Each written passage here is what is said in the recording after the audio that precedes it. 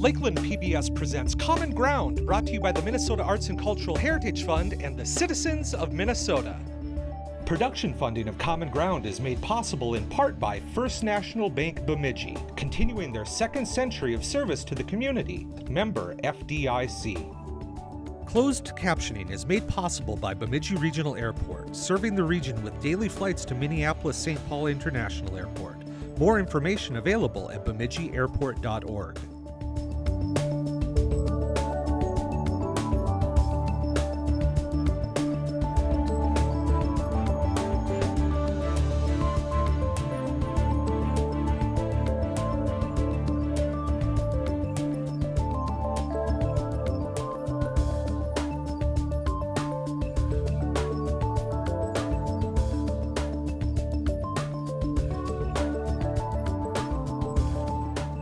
Welcome to Common Ground. I'm producer-director Scott Knudsen. In this two-segment episode, Dr. John Eggers discusses his book with the goal of a 100% graduation rate. Then, we visit the Gonvick Rodeo.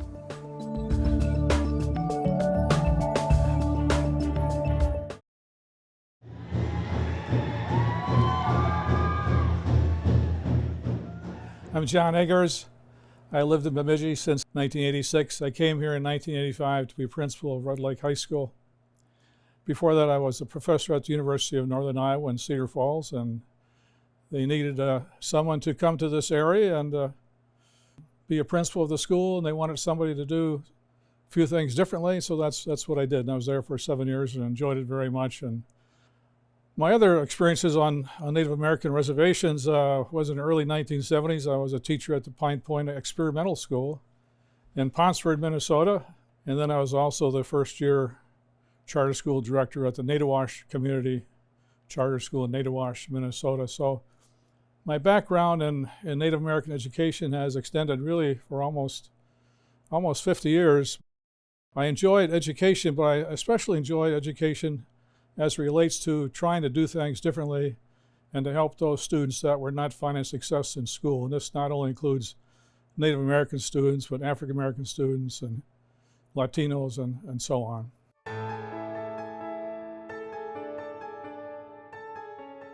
Well, the book was a long time in coming, and I probably should have written it maybe 10, 15, 20 years ago.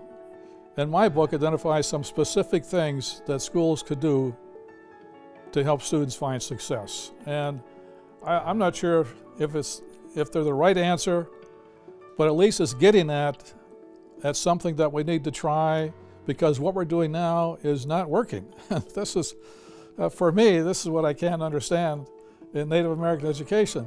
Every year as we see these low graduation rates, and every year we keep saying that, well, we're going to try to do something about it, but nothing is done. We keep repeating the same old thing year after year after year, and decades after decades after decades, and nothing has really been done to really change Native American education. The history of Native American education goes way back. I suppose we could start with the boarding schools, and the Carlisle Indian School in Carlisle, Pennsylvania was one of the first ones. And the mission of that school, and I think it's even stated in their mission, was to take the Indianness out of the Indians, if you can believe that. And it was supposed to be you might say, a shining star of boarding schools, Carlisle. And they enrolled several thousand people over the years that it existed, but only less than 200 or 300 graduated from that school. Carlisle didn't work out very well, and as well as other boarding schools that tried it. And I think that, as I think about that should have been an indication to education today as we try to find success for Native American students. When you try to take the culture out of a particular group, you're really destroying that group. It's almost as if we're trying not to realize that this group really exists. I think maybe they had their hearts in the right place. They're trying to help Native Americans, but still, we should have taken a hint from the Carlisle and mission schools and we should be do things differently than what's being currently done in American education today. And this doesn't mean that our schools are not finding success for Native American students.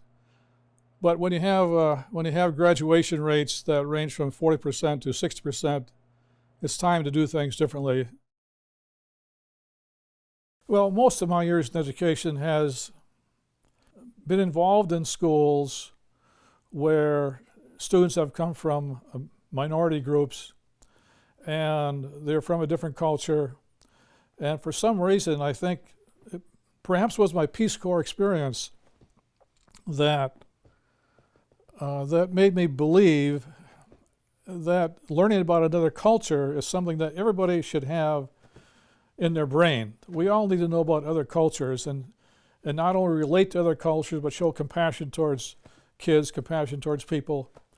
And so all through my education, this was kind of what I tried to do whenever I taught teachers, worked with students, is just making sure the students knew that they were capable of learning and that they were wanted in the school, and telling teachers that one of the most important things they can do as a teacher is show compassion to their students.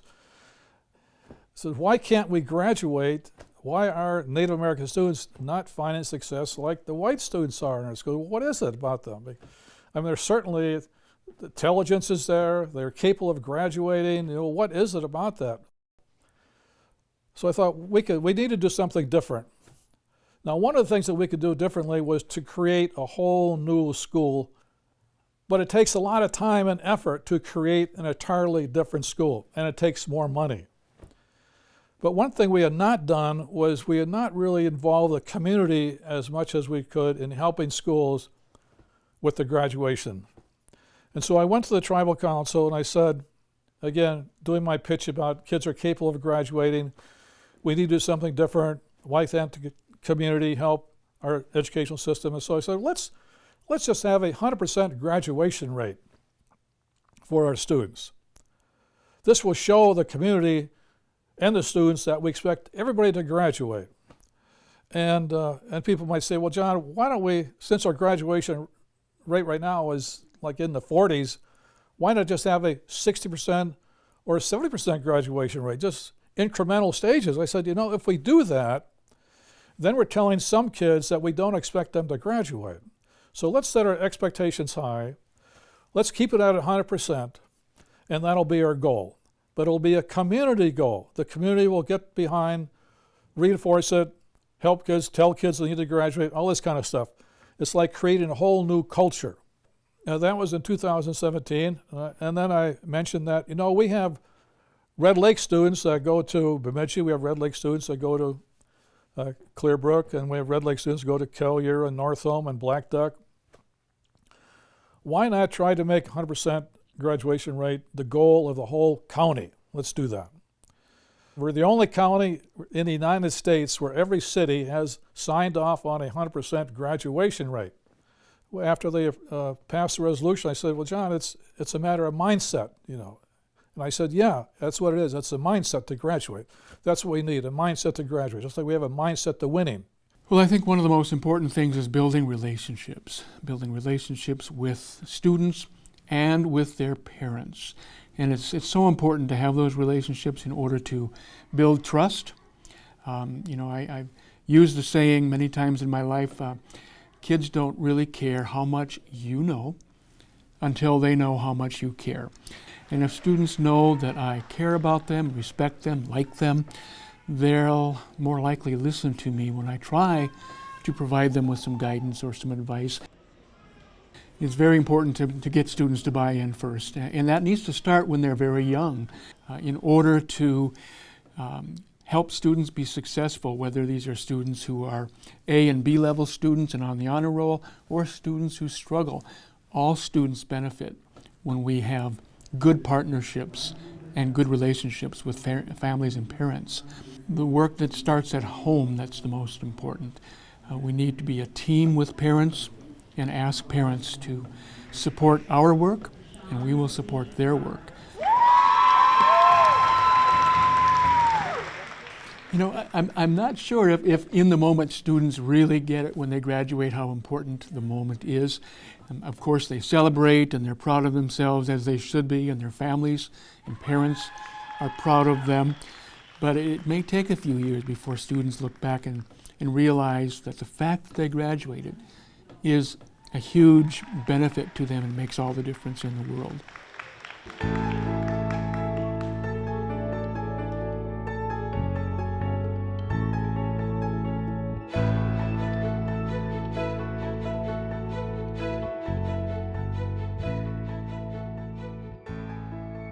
The book was written because of the fact that I just wanted to put all this together, talk about my experiences in working with different cultures, talk about my experience in working with the Native American, mention boarding schools and the survival schools, and then talk about some innovations that Native American schools could do to help kids find success in graduating.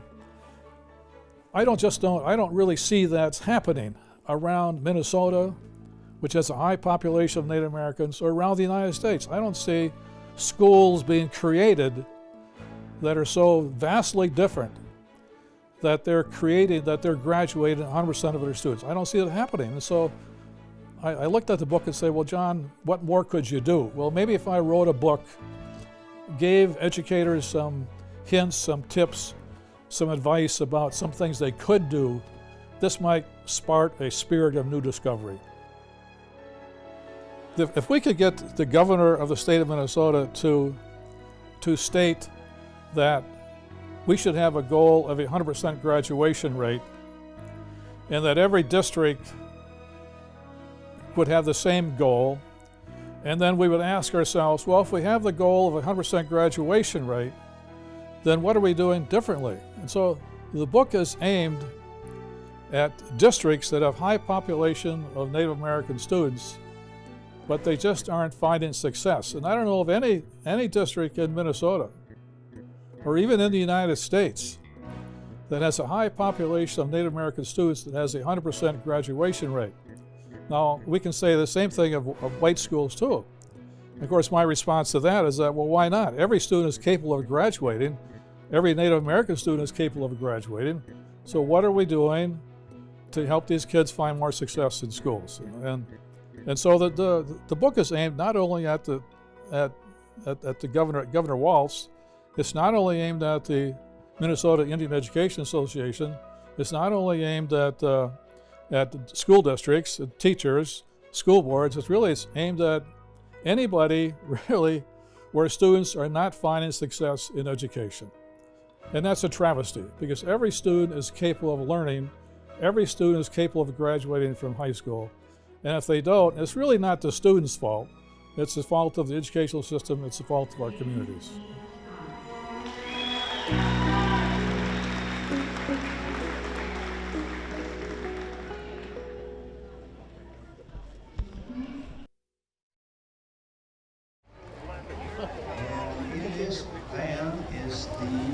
Disabled American Veterans. Driver is Tom Berdahl. All drivers are volunteers. Van goes from Bemidji to Fargo VA Hospital 5 days a week. If you need a ride, just give them a call.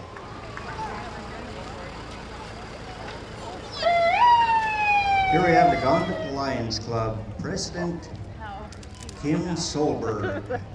They are hosting their 30th rodeo. Welcome home, everyone.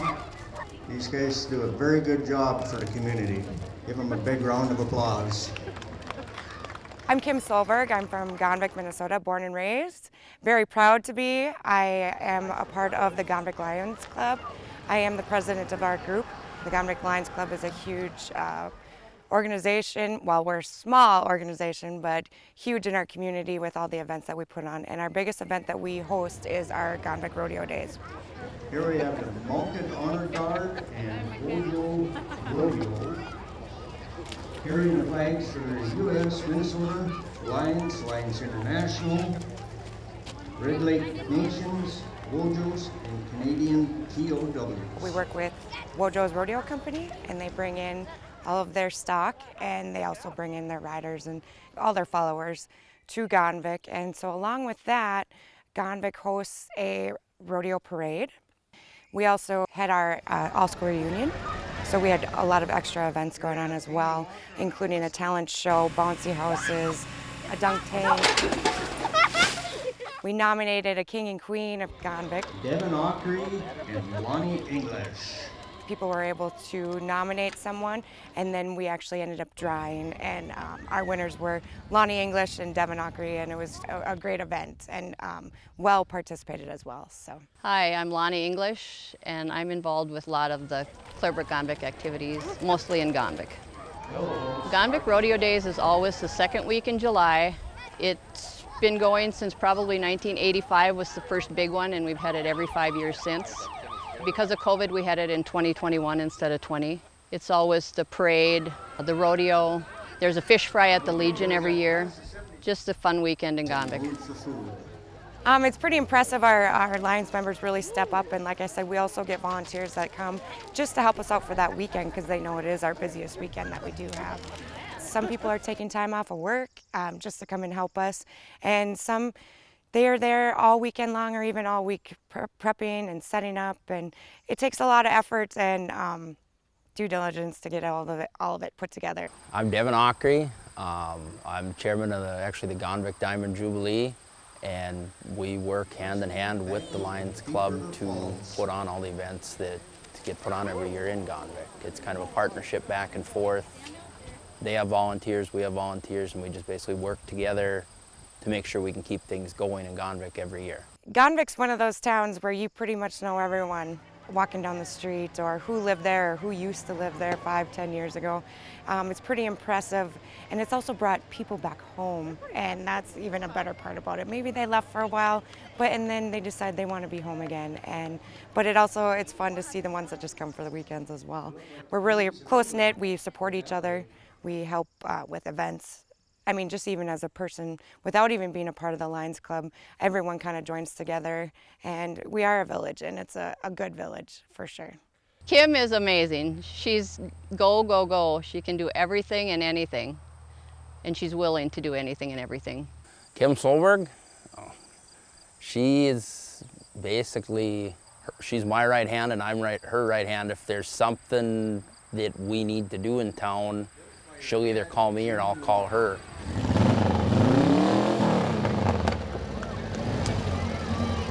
I mean, even when the all-school reunion, the ones that had ran it for years, there was nobody really set up to take over to continue it.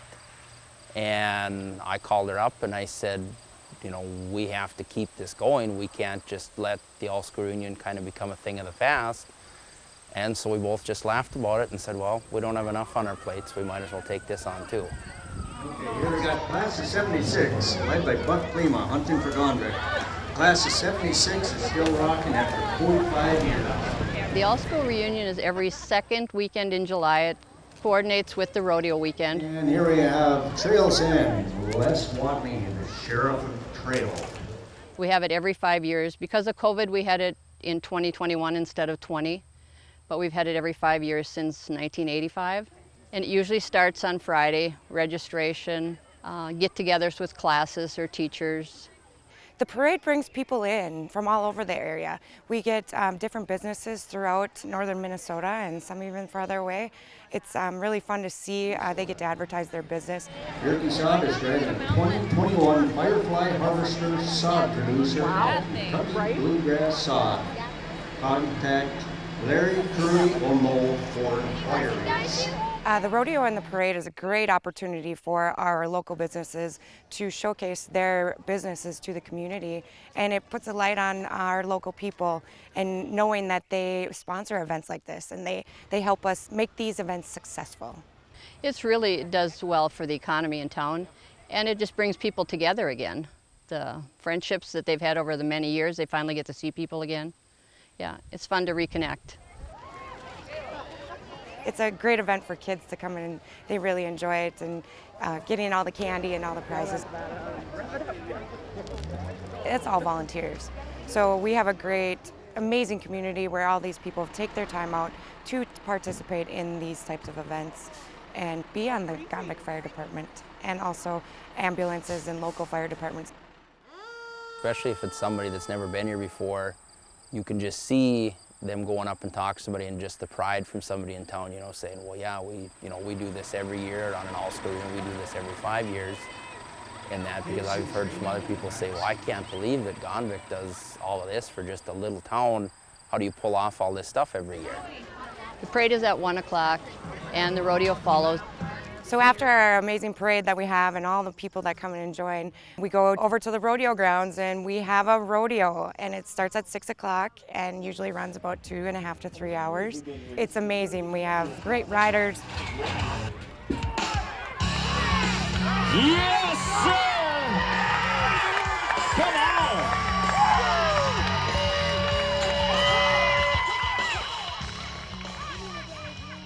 Cowboys that come in that have never been to Gonvick before, cowgirls. It's so fun to see all the smiling faces and get to meet new people as well, but also introduce them to our small community and what we can offer. So now we have actually done over 30 years of rodeos in Gonvick, which is really impressive to me because it's a big event to make something like this happen.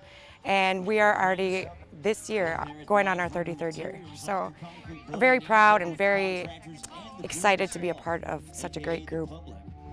You know, Garden Valley Technologies, they've got GVTV, internet, GVC. Wojos would be Keith and Jana Woderhowski. They took over doing the rodeo, I believe, in probably 2016, 2017, somewhere in there. Prior to that, we had Triple B Rodeo that ran the rodeo for a number of years. And then before that, back to, I believe, as long as I can remember the start, it was Buffington Rodeo out of South Dakota.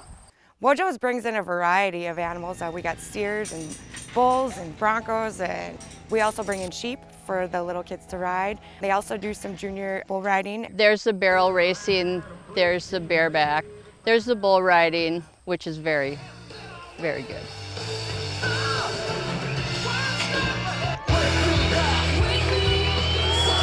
Yes, Marshall! Yes, sir! That's what you want to see, folks! Let me hear you scream! When you come to the rodeo, you usually think of hamburgers and hot dogs, but we have one special thing that we also have. It's lefse dogs. A lot of people don't know what that is, but it's more or less just a brat or a hot dog wrapped in our hometown lefse. So Mrs. Olson's is actually based out of Gonvick, and so we support them and we make lefse dogs at our rodeo. So it's kind of a little niche. Lions Club organizes the entire weekend, from the initial days of figuring out, you know, your stock contractors, which, you know, they've got Wojos on the line for every year. Getting the rodeo grounds prepped and fenced, and getting their food stands set up and everything ordered, bleachers set, lining up workers, making sure you got enough supplies for everything, coordinating with their vendors that are going to come in and set up and sell different things. If anybody would ever be interested in wanting to help out with the Lions in any event that they take part in, just reach out to one of our members, or me especially, and we'll get you lined up. We appreciate any help. You don't even have to be a member. We welcome any help anytime. An extra hand is always very helpful. So, It's huge. It brings in so many people. It's so fun to see people in town again. It's one of my favorite weekends of the year, rodeo days and pumpkin days. at the rodeo, it's quite impressive. I always, every year, a couple of us, when we just need a little break, we kind of take a step back. And it's pretty amazing to see what Gonvick pulls in and all the people that it takes to make something like this happen. And it's very heartwarming. We're very lucky to have the community members that we do have to help us make this event succeed. It's impressive. This association climbed from 100. I just want to see it continue to grow. I mean, every year we work to try and add a little bit more to get things growing bigger and bigger. I'm technically not a lion. I'm a volunteer in that I help out every year with the rodeo.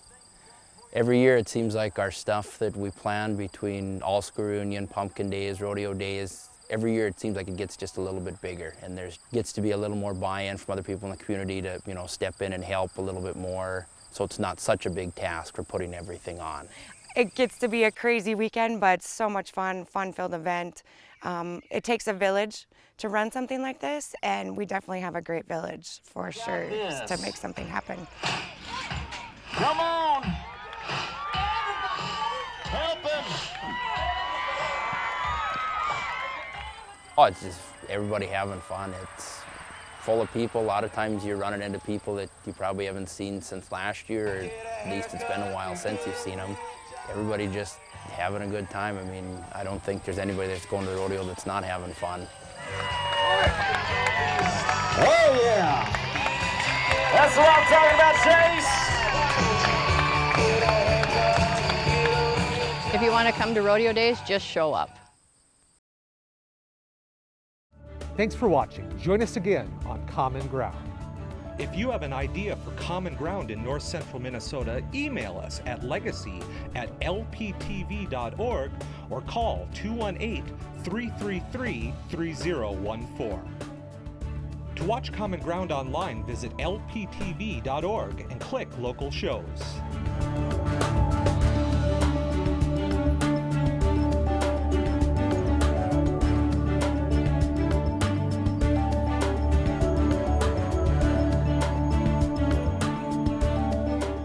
To order episodes or segments of Common Ground, call 218-333-3020.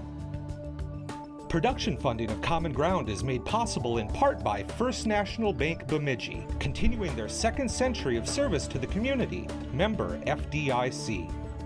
Closed captioning is made possible by Bemidji Regional Airport, serving the region with daily flights to Minneapolis-St. Paul International Airport. More information available at bemidjiairport.org. Common Ground is brought to you by the Minnesota Arts and Cultural Heritage Fund, with money by the vote of the people November 4th, 2008.